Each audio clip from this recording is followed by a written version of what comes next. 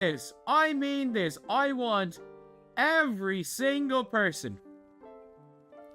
I want every single person that said the Indiana Fever are more dangerous without Caitlin Clark. I want every single person named and shamed. Named and shamed. I mean that. Every single person that said the Indiana Fever are better without Caitlin Clark needs to be publicly ridiculed. I don't mean anything more than that. Like, nothing more than that. Nothing more than that. Like, they need to be publicly ridiculed. And that's fine. This is where it all begins. The absolute audacity of people online saying the Indiana Fever are a better team without Caitlin Clark. This isn't just a hot take. It's delusion dressed up as analysis. From the jump, this voice lays it all out. If you're one of those people pushing that narrative, you deserve to be exposed. And honestly, the numbers back that up. The Fever's performance without Clark has been shaky at best, relying on opponent off nights and hustle over sustained execution. This is more than just a basketball debate. This is a full-on identity crisis for a franchise still trying to find its footing. The worst part? Those takes didn't come in isolation. They came after a couple fluke wins where the Fever played hard but clearly lacked cohesion. And now, with Caitlin still recovering, the cracks are showing. Her absence has made one thing crystal clear. She's not just a scorer or a playmaker, she's the engine. The chemistry, the spacing, the energy, it all revolves around her. So if you're still clinging to the narrative that the team is more dangerous without her, be ready to get roasted. Because this clip doesn't just call you out, it drags your whole argument through the mud. So it turns out the Fever are not more dangerous without Caitlin Clark. Of course, that would have been true win or loss against the Los Angeles Sparks, a team they still should beat without CC in the lineup. But the fact that that was even put into existence when it's obviously false and everyone who's ever watched basketball understands that is silly and came to, be proven true once again through Clark's absence. Because the Fever can only pick things up through energy for so long, right? When you go out there and you play and you give it your all and you're doing it through defensive intensity and all that, when you don't have it to the same level, things can fall apart. And when you have a player like Clark who can make something happen for herself or make something happen for others at any time, plus draws the entire defense to her, that makes all the difference in the world. This one cuts deeper. Not because it's loud, but because it's measured. The speaker calmly and logically destroys the myth that the Fever are thriving without Clark. He breaks down the energy drop-off, the lack of offensive creation, and how Caitlin's very presence draws entire defenses. Without her, they have no gravity on the court, no playmaking safety valve, no one who can manufacture a shot when things go sideways. And let's be honest, that's exactly what has happened. The Fever have lost winnable games. Against the Sparks, twice, against the Sun. These aren't juggernauts. These are teams the Fever should beat. Instead, they're racking up L's. And why? Because without Clark, every possession feels like a grind. The spacing is tighter, the reads are slower, the offense looks like it's stuck in the mud.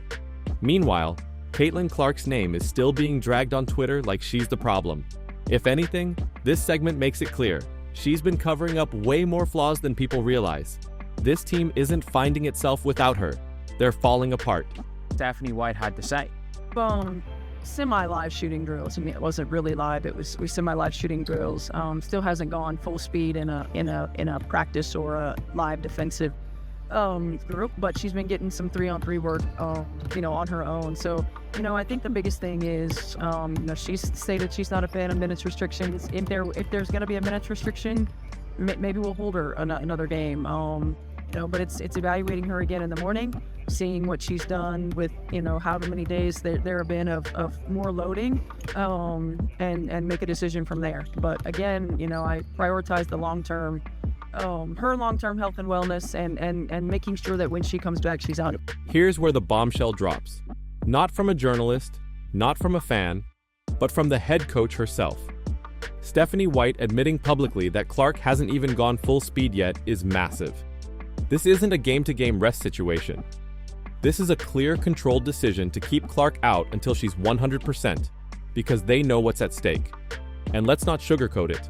This quote signals that Clark's injury may have been far worse than the public was led to believe. The narrative up until now was day-to-day, or just a tweak. But this sounds like a red flag. And White didn't just make a casual mention. She emphasized Clark's dislike for minutes restrictions, suggesting there's a real internal debate happening. Push her back in at 80%, or hold out and risk more losses? That's the dilemma. And it's not just a medical decision. It's a strategic one, and the weight of it hangs heavy over the Fever's season. This is the exact moment when we realize Caitlin Clark's timeline isn't just a footnote, it's the whole story. So we said Ari had 1 bad game, CC had 9 bad games. Yeah, if you take out, by the way, if you take out the last 3 games that Caitlin Clark was clearly playing injured with her groin strap taped up, her averages on the season are 21.5 points and 9.5 assists and 6 boards. If you take out the 3 games where she has her groin taped up. This clip is devastating to the anti-Clark narrative. It straight up proves the numbers don't lie. Caitlin Clark was hooping while injured. Think about that for a second. While clearly nursing a groin issue, taped up, visibly restricted, she was still averaging elite numbers that rival top-tier veterans. Yet the trolls were out in full force claiming she was underperforming. This right here exposes them. Not only was Clark not 100%, she was still orchestrating the entire offense, getting teammates involved, and putting up nearly double-doubles every night. And now, she's sidelined.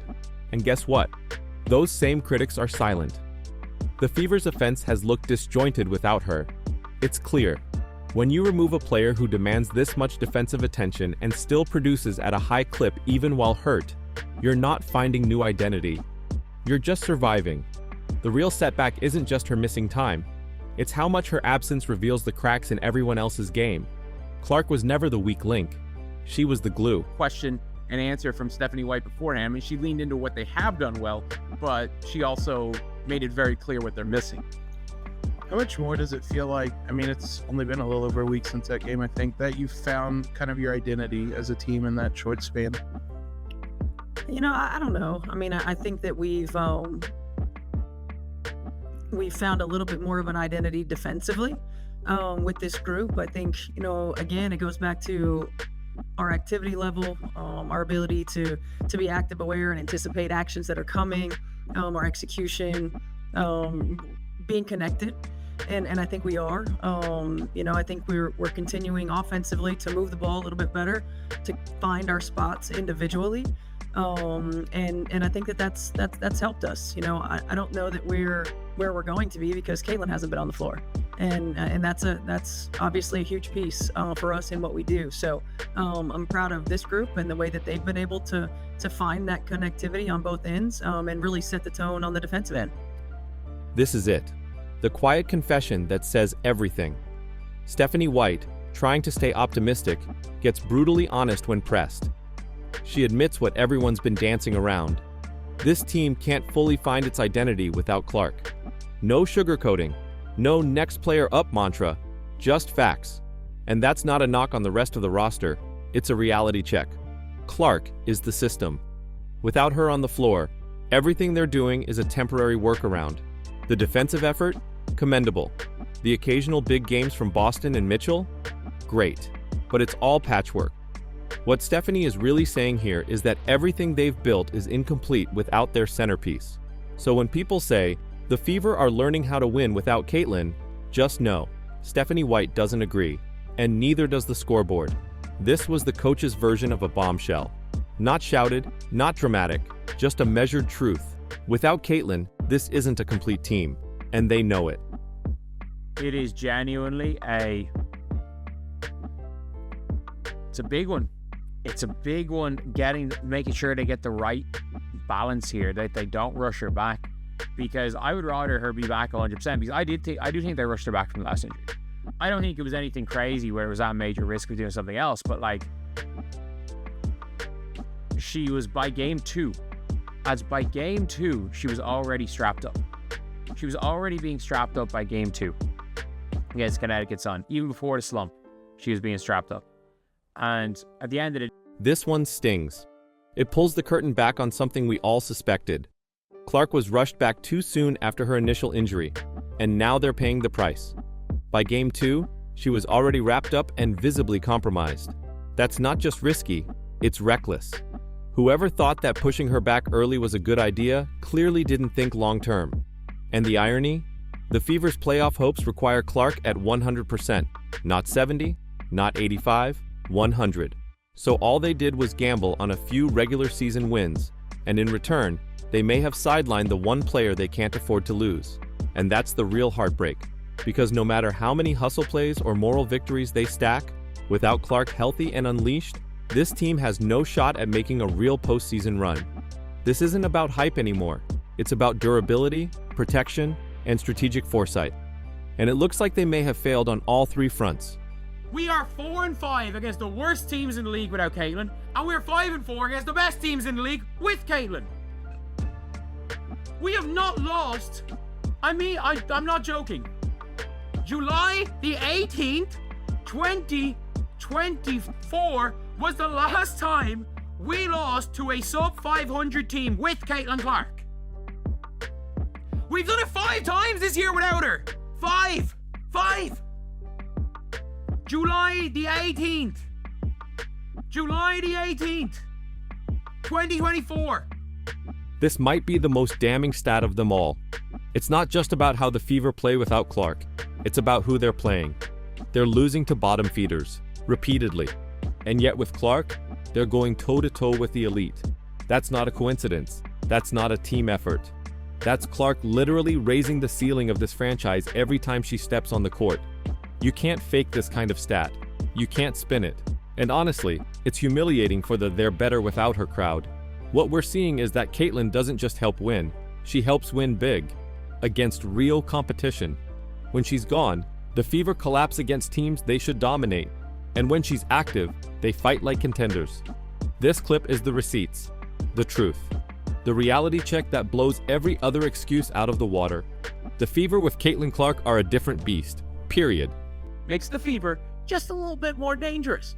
So you take her out, and it is a bit of a bummer for the Fever to lose that game, because you're now at the part of the season where the Fever have enough losses that they probably should have won, where it could come back to bite them. This one is about the bigger picture, because up until now, everyone's been so focused on Caitlin's injury that they've missed the implications.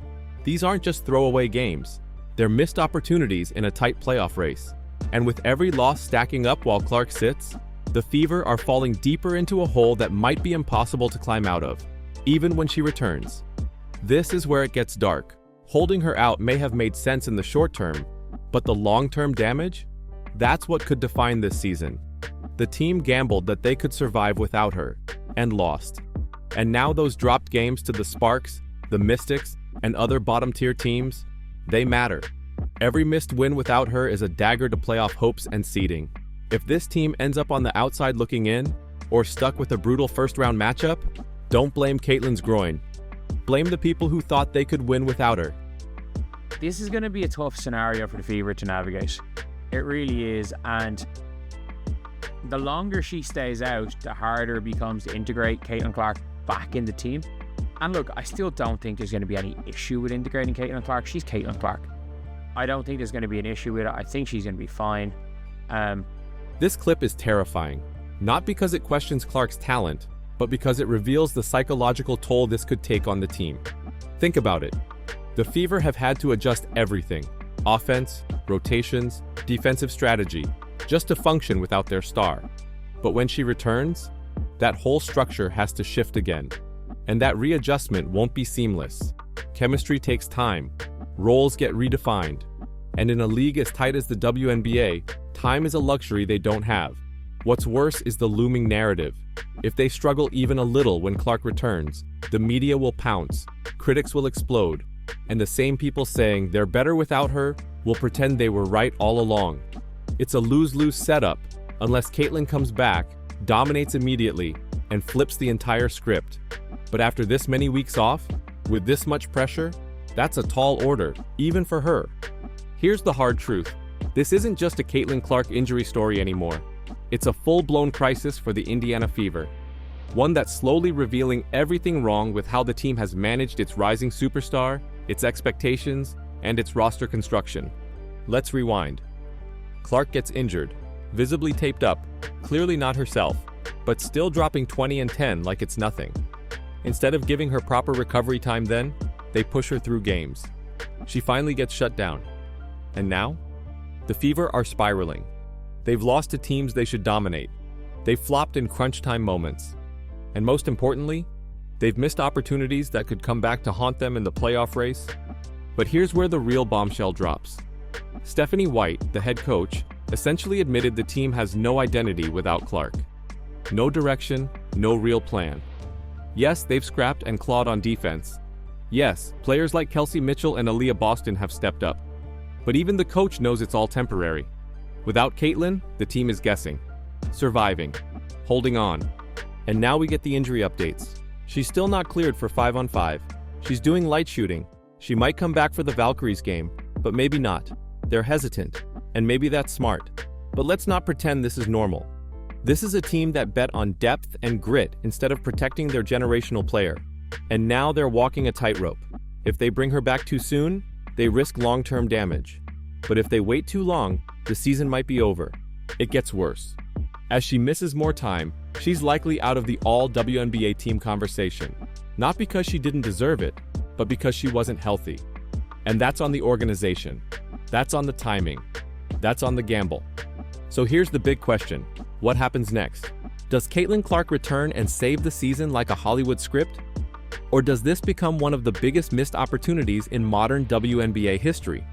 Because make no mistake, this isn't just about her groin. It's about strategy, ego, media pressure, and mismanagement. And the clock is ticking. What do you think? Should the Fever have handled this differently from the beginning?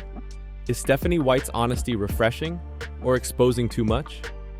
And will Clark even have enough runway to make a difference this season, or has the damage already been done? Drop your thoughts below, because this saga is far from over.